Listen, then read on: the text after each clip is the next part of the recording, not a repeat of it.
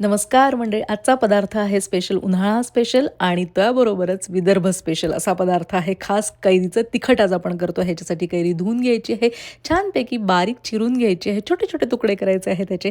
त्यासोबतच एक उभा पातळ कांदा पण छान चिरून घ्यायचा आहे आणि मस्तपैकी आपण एक चुरचुरीत फोडणी याच्यावर करणार आहे. हे प्रकरण म्हणजे अतिशय स्वादिष्ट, खमंग, रुचकर, कमी वेळात होणारं चटपटीत असं प्रकरण आहे. त्यामुळे आवर्जून करून बघायलाच हवं या उन्हाळ्यात. शेंगदाण्याच्या तेलाची फोडणी करायची, जिरं, मोहरी, हिंग घालायचं आणि आवर्जून मेथी दाणे घालायचेच. फोडणी अशी मस्त तडतडली की त्याच्यामध्ये हिंग घाला, कांदा घाला आणि कांदा छान परतवून घ्या. त्याच्यानंतर तिखट घाला, तिखट अर्थातच जास्त घाला कारण कैरीचं तिखट आहे. मीठ चवीप्रमाणे घाला.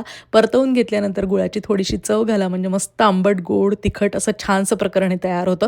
कैरीचे तुकडे घाला. कैरी घातल्यानंतर मात्र जास्त शिजवायचं नाही आहे, कारण कैरीचा करकरीतपणा शाबूत ठेवायचा आहे आपल्याला. आणि हे कैरीचं तिखट तयार आहे. ढंटढँट नक्की करून बघा. चव विसरणार नाही तुम्ही कधीच. तोंडाला चव येईल. आणि लाईक, शेअर, सबस्क्राईब मात्र जरूर करा. नमस्कार.